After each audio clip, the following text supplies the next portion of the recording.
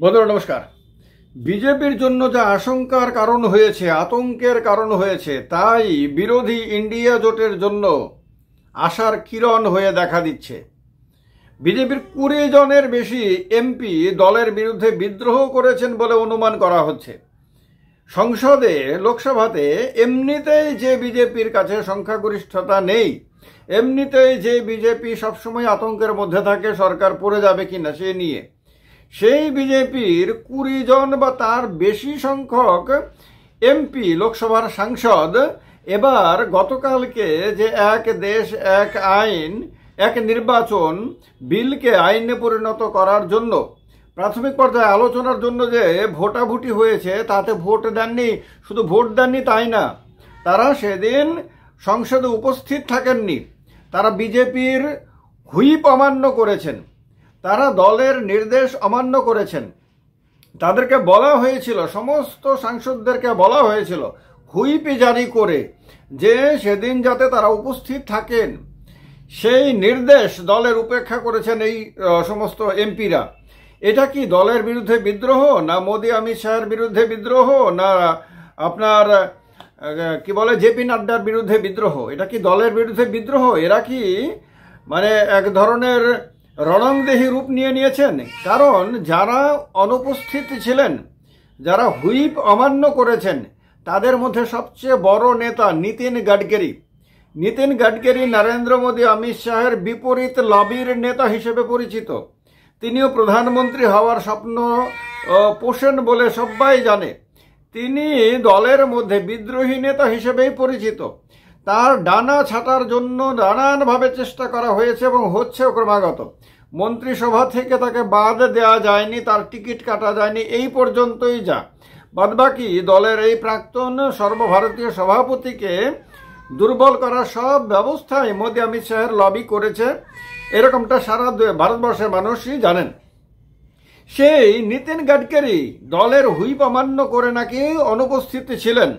আরো অনেকজনই ছিলেন, তার মধ্যে কেউ বলছে 20 জন বা অধিকাংশ বলছে 20 জন এমপি, আবার কোনো মিডিয়া বলছে 20-রও বেশি নাকি সংখ্যাটা।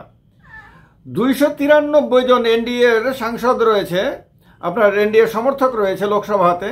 293 জনের মধ্যে মাত্র 269 জন ভোট দিয়েছেন কালকে বিজেপির সরকার আনিত বিলের পক্ষে। এখন এই যে এতজন যে অনুপস্থিত ছিলেন, তার মধ্যে ওদিকে প্রায় সবাই বিজেপির কাছে এমনিতেই মাত্র 240 জন আপনার সাংসদের সমর্থন রয়েছে লোকসভাতে, মানে বিজেপির নিজস্ব সাংসদ রয়েছে। এর মধ্যে যদি 20 জন কমে যায় তাহলে তো সংখ্যাটা 220-তে নেমে যায়। তাহলে তো আপনার আর বিশেষ করে চন্দ্রবাবু নাইডু এবং নীতিশ কুমারের বিদ্রোহ করার তেমন কোনো দরকার লাগবে না। তাহলে তো বিজেপির নিজের ভেতরের বিদ্রোহই সামাল দিতে পারবে না। তাহলে সরকার তো মানে দলের ভেতরেই সরকার বড় ধরনের চ্যালেঞ্জের মুখোমুখি। কারণ যারা পার্লামেন্টারি সিস্টেম সম্বন্ধে মিনিমাম খবর রাখেন, মিনিমাম বোঝেন, তারা জানেন দল যদি হুইপে জারি করে তাহলে এইটা অত্যন্ত সিরিয়াস বিষয় হয়। তার মানে দল কোনোভাবেই কোনো এমপি সেই ভোটাভুটিতে বা সেই দিন পার্লামেন্টে অনুপস্থিত থাকবেন এটা চায় না। তার কারণে তাকে নির্দেশ জারি করা হয়, বা আরও অন্য ভাষা বলতে পারেন যে তাকে আদেশ জারি করা হয় যে তোমরা সবাই উপস্থিত থাকবে। সেই আদেশ অমান্য করাকে দল বিরোধী কাজ হিসেবেই দেখা হয়। আপনারা জানেন দলের হুইপ অমান্য করে যদি কেউ দলের অফিসিয়াল পজিশনের বিরুদ্ধে গিয়ে যদি ভোট দেয়, অনুপস্থিত থাকে, তাহলে দল তাকে শোকজ করে এবং তার বিরুদ্ধে অ্যাকশন নিতে পারে দল বিরোধী কার্যকলাপের অভিযোগ এনে। তো এই 20 জন বা তার বেশি এমপির বিরুদ্ধে আপনার শোকজ নোটিশ জারি করার খবর বেরিয়েছে। কিন্তু তাদেরকে কি দল বহিষ্কার করার মতন কঠিন সিদ্ধান্ত নিতে পারবে? তাদেরকে কি দল বিরোধী কাজের জন্য কঠিন শাস্তি দিতে পারবে? এরকম অবস্থায় কি বর্তমান বিজেপি আছে? একেবারে সরাসরি সহজ উত্তর হলো একেবারেই নেই। কারণ বিজেপি যদি 20 জনকে যদি দল থেকে বহিষ্কার করে তাহলে তার 240 থেকে সংখ্যা 220-তে নেমে যাবে। তাহলে তার পক্ষে সংখ্যাগরিষ্ঠতা মানে বর্তমানে যে এনডিএর সংখ্যাগরিষ্ঠতা রয়েছে এইটাও ধরে রাখা প্রায় অসম্ভব হয়ে যাবে। কারণ 293 থেকে 20 কমে যাওয়া মানে 273 হয়ে যাওয়া। তার মানে বিজেপি এবং তার সহযোগী দলগুলো মিলে 273। এটা বিজেপি কোনোভাবেই চাইবে না, তার কারণে বহিষ্কার করবে না। কিন্তু তাদেরকে যে আপনার বিজেপি যে তাদেরকে বহিষ্কার করবে না, তাদের বিরুদ্ধে কোনো শাস্তিমূলক ব্যবস্থা নেবে না, এইটা বিজেপির জন্য তো আরও বড় টেনশনের কারণ হবে। কারণ দলের 240-এ নেমে যাওয়ার পরে আপনারা অনেক দেখেছেন, আমি অনেক ভিডিওতে আলোচনা করেছি যে হরিয়ানাতে দলের বিরুদ্ধে বিদ্রোহ করা হয়েছে, অনেক আপনার বিধায়ক, মন্ত্রী, বিভিন্ন স্তরের নেতা দলের বিরুদ্ধে বিদ্রোহ করেছে। মহারাষ্ট্রে করেছে, মধ্যপ্রদেশে করেছে, রাজস্থানে করেছে, বিহারে করেছে, আসামে করেছে, উত্তরপ্রদেশে করেছে। দলের অফিসিয়াল স্ট্যান্ডের বিপরীতে গিয়ে, দলের বিভিন্ন অফিসিয়াল মতামতের বিরুদ্ধে গিয়ে কথা বলেছে, দলের আভ্যন্তরীণ কোন দল প্রকাশ্যে এসেছে। এই সমস্ত ঘটনা শুধু 240-এ নেমে যাওয়ার কারণে হয়েছে। তো এই যে সিলসিলাটা, এটা শেষ পর্যন্ত পার্লামেন্টে অতি সেন্সিটিভ একটা বিলের ক্ষেত্রেও হয়ে গেল। তার মানে কি দলের ভেতরে আভ্যন্তরীণ কোন দল চরম আকারে? তার মানে কি নীতিন গাডকারি কি সরাসরি নরেন্দ্র মোদীকে চ্যালেঞ্জ করেছেন?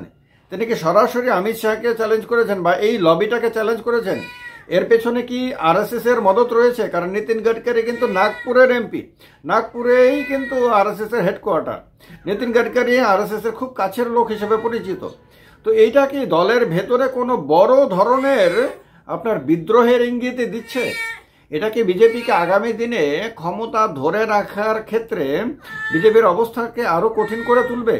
এবং বিজেপির যে সহযোগী দলগুলো, তাদের জন্য কি একটা বড় আপনার সুযোগ চলে এলো না যে ভাই তোমার দলের ভেতরের তোমার নিজেদের সাংসদরাই তো তোমার নির্দেশ অমান্য করে, তারাই তো তোমাকে তোমার হুইপে মানে না, তারাই তো তোমার সঙ্গে নেই সম্পূর্ণভাবে। এত বড় সেন্সিটিভ বিলের মানে ভোটাভুটির দিনে তোমার সঙ্গে নিজের লোকরাই তোমার অনুপস্থিত ছিল। তার মানে তো তুমি আগে তোমার দল সামলাও, তুমি তোমার দলই সামলাতে পারছো না, তুমি অন্য সহযোগীদেরকে কিভাবে সামলাবে, তুমি কিভাবে সরকারটাকে সামলাবে? এই কথাগুলো কিন্তু বলার সুযোগ কিন্তু নীতিশ কুমারের জেডিইউ এর কাছে, চন্দ্রবাবু নাইডুর আপনার টিডিপির কাছে, একনাথ সিন্ধের শিবসেনার কাছে, অজিত পাওয়ারের এনসিপির কাছে, তারপর জয়ন্ত চৌধুরীর আরএলডির কাছে, তারপরে আপনার রামবিলাস পাসওয়ানের ছেলে চিরাগ পাসওয়ানের পার্টির কাছে, এদের সবার কাছে কিন্তু চলে এলো। বিরোধীরা, ইন্ডিয়া জোটের কংগ্রেস, তৃণমূল কংগ্রেস, সমাজবাদী পার্টি, শিবসেনা, ইউবিটি, এরা কি বললো না বললো সেটাকে আমি লেস ইম্পর্ট্যান্ট বলে ধরে নিচ্ছি। কিন্তু বিজেপির সহযোগী দলের নেতারা কিন্তু ঘরোয়া মিটিংয়ে কিন্তু যখনই এনডিএর মিটিং হবে, যখনই বিজেপির নেতাদের সঙ্গে তারা বসবেন, তখনই কিন্তু এই বিষয়টাকেই তারা সবচেয়ে বেশি হাইলাইট করবেন এবং বারবার বিজেপির নেতাদেরকে খোঁচাবেন যে তোমরা তোমাদের দলের, নিজেদের দলের এমপিদেরকে তোমরা ধরে রাখতে পারছো না, তোমাদের হুইপ তারা মান্য করছে না, তারা দল বিরোধী অবস্থান নিচ্ছে, তারা দলকে মানুষের সামনে ডুবিয়ে দিচ্ছে। এই অবস্থাতে তোমরা আমাদেরকে কিভাবে মানে পরিচালনা করবে? এই কথাগুলো কিন্তু আপনার সহযোগীরা কিন্তু বলবে এবং সহযোগীরা একটা সুযোগও পেল, কারণ সুইটেবল টাইম সবাই খোঁজে। তারা কিন্তু একটা ইঙ্গিত পেল যে বিজেপির ভেতরে একটা বিদ্রোহের সুর শোনা যাচ্ছে, একটা আপনার বিজেপির ভেতরে কিছু কিছু এমপি, সংখ্যাটা একেবারে 20 তো হওয়া মানে চারটেখানি কথা না, তো তারা ভিন্ন চিন্তা ভাবনা করছে, তারা দলের অফিসিয়াল স্ট্যান্ডের বাইরে গিয়ে চিন্তা ভাবনা করছে।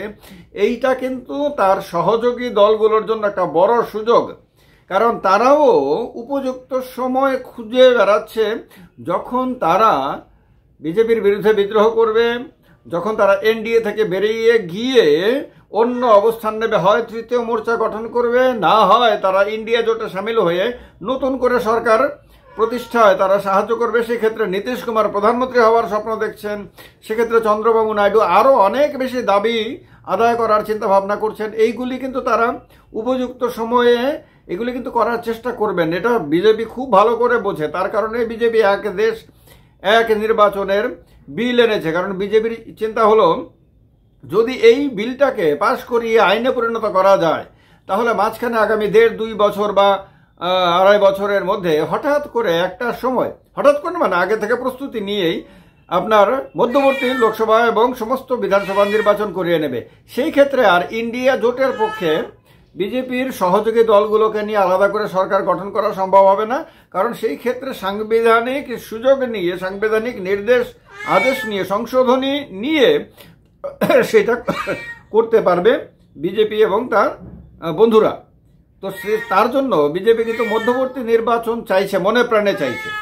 এইরকম একটা অবস্থাতে বিজেপির সঙ্গে নিজের দলের এমপিরাই দলের অফিসিয়াল অবস্থানের বিপরীতে গিয়ে দলের হুইপ অমান্য করে সেই দিন গতকালকে সংসদে, লোকসভাতে ভোটাভুটিতে অনুপস্থিত থেকেছে।